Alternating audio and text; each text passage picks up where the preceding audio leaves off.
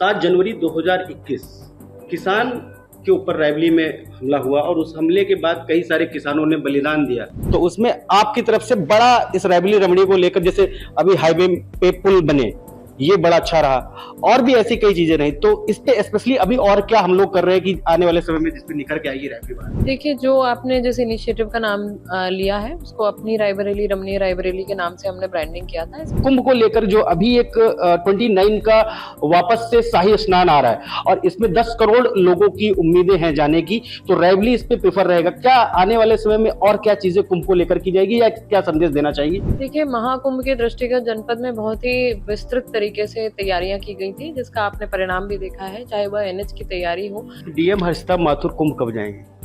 देखिए, वर्तमान में अभी हमारे यहाँ पर जो ड्यूटीज हैं उनको देखना महत्वपूर्ण है सबसे ज्यादा।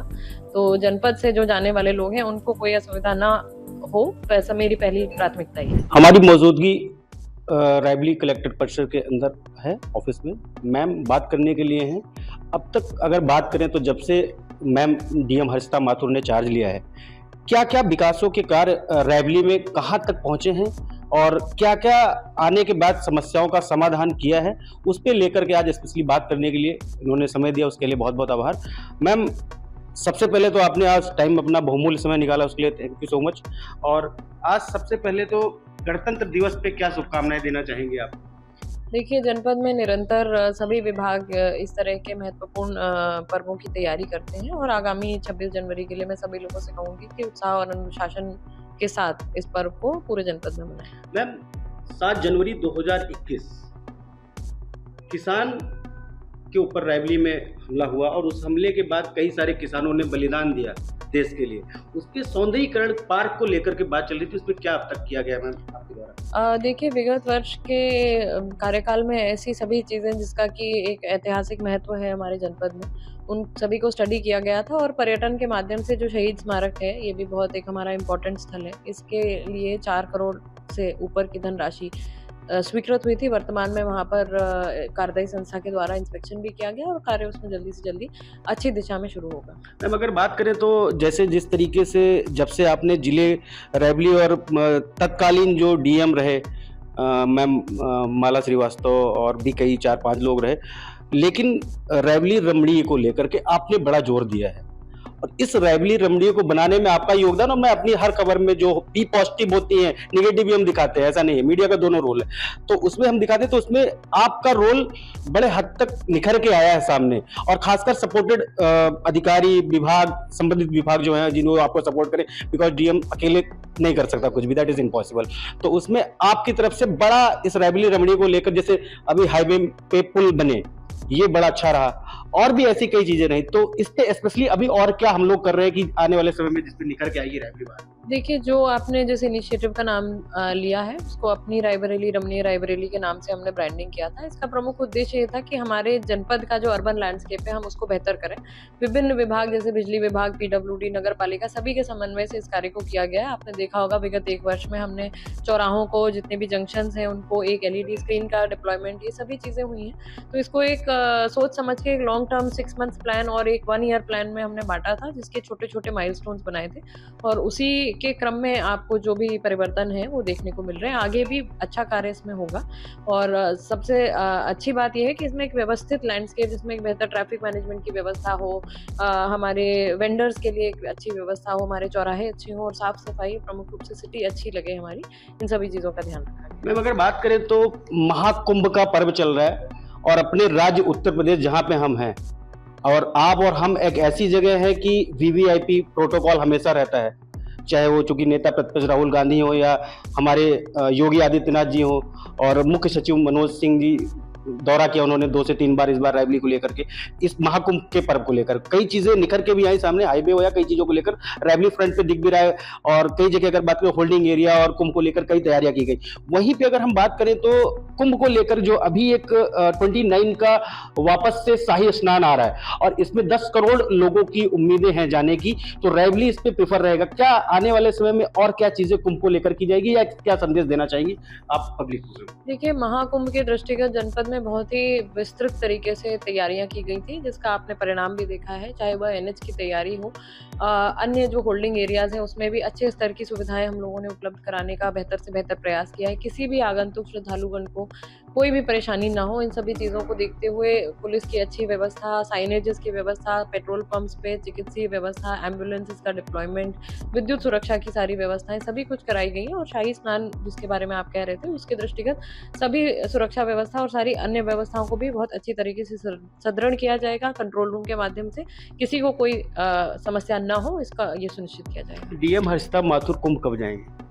देखिए, वर्तमान में अभी हमारे यहाँ पर जो ड्यूटीज़ हैं उनको देखना महत्वपूर्ण है सबसे ज़्यादा।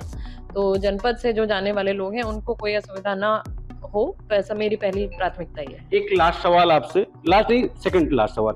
पहले तो नो फ्यूल नो पेट्रोल पे आ जाना चाहेंगे। आज कई जिलों के डीएम ने, हमारा एक लाइव था चैनल पे, तो कई जिलों के डीएम ने आदेश किया है और जो मुख्यमंत्री सूबे के हैं योगी आदित्यनाथ जी, उन्होंने भी इस पे काफी जोर दिया। तो इसको किस दृष्टिकोण से, क्योंकि कई लोग इसको निगेटिव भी देख रहे हैं मैम, अगर बात करें तो owner of the petrol pump, वो सोच रहे हैं कि हमारा पेट्रोल का लॉसेस होगा, तो उस पर क्या राय देना चाहिए, खासकर आप ऑनर को मैम, ये आपके थ्रू में जाना चाहिए। देखिए, ये नो हेलमेट नो फ्यूल का जो आदेश है वो हमारे जनपद में भी लागू किया गया है। 26 तारीख के बाद से वो लागू हो जाएगा। इसके संबंध में हम लोगों ने सभी स्तर पे संवाद भी स्थापित किया गया है। जैसा आपने कहा, पेट्रोल पंप के ओनर्स हैं या एसोसिएशन हैं, इन सभी के साथ संवाद स्थापित किया गया है।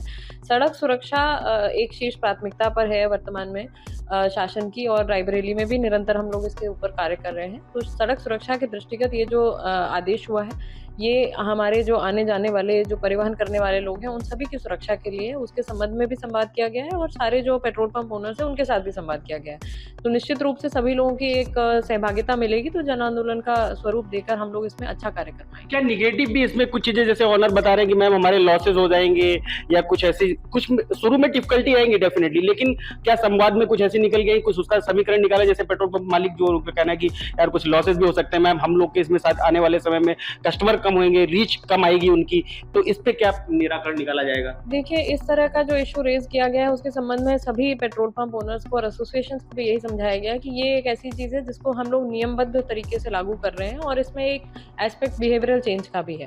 तो सभी लोगों को मिलकर ही इसको एक धीरे धीरे से प्रक्रिया होगी, सभी लोगों को अवेयरनेस कराना पड़ेगा, सब कुछ करना, और उसमें निश्चित रूप से उनकी भी एक भूमिका है जो उनको, जिसका निर्वहन करना है। उन्होंने भी होल्डिंग वगैरह लगाई है मैम। जी, तो उनके सभी के सहयोग से ही हो रहा है, और प्रशासन उनका सहयोग में भी रहेगा। कहीं भी हमारे पेट्रोल पंप ओनर्स भी हैं, उनको भी यदि कोई समस्या आती है तो प्रशासन पूरी तरह से उनकी भी समस्याओं का निराकरण जरूर कराएगा। अब एक लास्ट सवाल मैम, जिले भर में देखे जाते हैं सर्दियों में अक्सर ऐसी चीजें निकल के आती हैं कि इन पे शायद काम नहीं हो रहा। सॉरी टू से, एक तीखा सवाल है आपके लिए कि गौशालों को लेकर अभी बीच में डलमऊ में मैम देखा गया, लोग छोड़ जाते हैं, छोड़ना एक डजर मैटर की, वो डेफिनेटली अगर वहाँ पे शायद नहीं है कुछ 10-20 किलोमीटर में, तो डेफिनेटली नज़दीकी गौशाला में छोड़ेंगे। इससे हम अपना पल्ला नहीं झाड़ सकते, चाहे वो बीडीओ हो, चाहे वो डीपीआर हो, चाहे कोई भी संबंधित अधिकारी हो, लेकिन ऐसा पल्ला झाड़ते अधिकारी नजर आए, और आपका चाबुक भी चला है, मैं कहता हूँ अक्सर। तो उस चाबुक में मैम जो पूरे जिले की बात करें, जो गौशालाएं हैं, उन पे किस तरीके नियंत्रण किया जाए कि जो ये समस्याएं उत्पन्न हो रही ये बंद हो जाए मैम? देखिए, आपने अच्छा सवाल किया है कि गौशालाओं का जो प्रबंधन है उसके ऊपर एक आवश्यक है कि हम लोग बहुत अच्छी निगरानी करें। उसी दिशा में हमारे जनपद में हमने एक ये भी पहल की थी कि हमारी समस्त गौशालाएं जो हैं वो सीसीटीवी कैमरा कवर्ड हो, जिससे कि इस तरह की घटनाएं, जैसे आप कह रहे हैं, कि इन पर एक नियंत्रण रहे और इन पे एक निगरानी की जाए। तो इस तरीके की हम लोगों ने यहाँ पर प्रयास किए हैं, और साथ ही मैं फिर कहूँगी कि एक जन सहभागिता से ही इस चीज़ को हम लोग करा सकते हैं।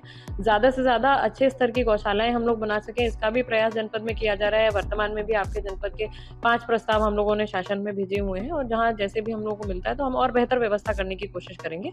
आपने जैसे कहा कि यहाँ बेहतर प्रबंधन होना चाहिए, इसके लिए स्थानीय जो हमारे अधिकारी हैं उनके द्वारा बेहतर कार्य होना चाहिए, और उसके लिए हम लोगों ने यही किया है कि हमारे यहाँ के जो सुपरवाइजरी अथॉरिटी पे बैठे हुए अधिकारी हैं, ज़्यादा से ज़्यादा लोग फील्ड में जाएं। यही थोड़ा सा बीच में रोक रहा हूँ, एग्जैक्टली मैं यही कहने वाला था। क्या लगता है कि जो सुपरवाइजर अधिकारी हैं वो टाइम पे मॉनिटर नहीं करते, या वो अपने नीचे गाइडलाइंस पूरी तरीके से जनरेट नहीं करते, शायद तब ये समस्याएं होती है? इन पे जो अधिकारी हैं उन पे क्या कहेंगे आप? देखिए, विभागीय अधिकारियों को निर्देश दिए गए हैं, पर मुझे ऐसा लगता है कि जो विभागीय अधिकारियों की हमारी टीम है उसके साथ हमें डिस्ट्रिक्ट लेवल की टीम के साथ भी इसको सुदृढ़ करना पड़ेगा, और इसीलिए हमारे यहाँ पर जनपद में हमने प्रत्येक गौशाला के लिए डिस्ट्रिक्ट लेवल ऑफिसर्स का भी टास्क फोर्स बनाया हुआ है। जहाँ भी ऐसी कोई घटना होती है निश्चित रूप से उसको बहुत गंभीरता से हम लोग चेक करते हैं और प्रयास हमारा यही है कि आगे ऐसी घटनाएं ना हो।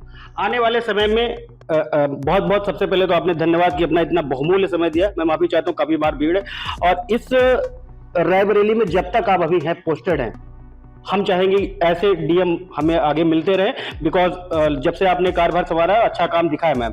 और आने वाले समय में जब तक आप हैं, रायबरेली को किस ओर ले जाने की कोशिश आपकी रहेगी? देखिए मेरे समस्त मतलब पूरे ही कार्यकाल में जनपद की शेष प्राथमिकता पे हमने जन सुनवाई को रखा है। बेहतर हमारी जन सुनवाई होगी, हमारे सभी अधिकारी यहाँ पर रहेंगे तो जो आम जनमानस है उनकी समस्याओं का हम लोग बेहतर निराकरण करा पाएँ, सबसे पहली तो प्राथमिकता यही है। और बाकी जैसा आपने कहा अपनी रायबरेली, रमणीय रायबरेली, तो मैं निश्चित रूप से इन पे फ़ोकस करूँगी कि हमारी जनपद में जो फिज़िकल इंफ्रास्ट्रक्चर का विकास है वो दिखे। और तीसरा जो हमारी प्राथमिकता में रहा है वो ये है कि हमारी जो समाज कल्याण या अन्य जो वेलफेयर डिपार्टमेंट्स हैं उन पे अच्छा कार्य हो, तो सीएसआर के माध्यम से हम लोग बेहतर से बेहतर प्रोजेक्ट इसमें लाएँ, आगे भी लाएँ। Thank you so much ma'am, thank you so much for timing ma'am. जैसा आपने देखा कि मैम डीएम हर्षिता माथुर ने बताया कि रायबरेली अपनी रमणी को लेकर उन्होंने क्या क्या सवाल और उन्होंने ऑनेस्टी से उसके जवाब भी दिए कि आने वाले समय में किस तरीके से हम रायबरेली को आगे और प्रगति की ओर ले जाएंगे। आगे फिर हम चर्चा कंटिन्यू रखेंगे और ऐसे तमाम खबरों पे लेकर बात होती रहेगी। मैं इंद्रवीर सिंह, IBC 24 के लिए रायबरेली।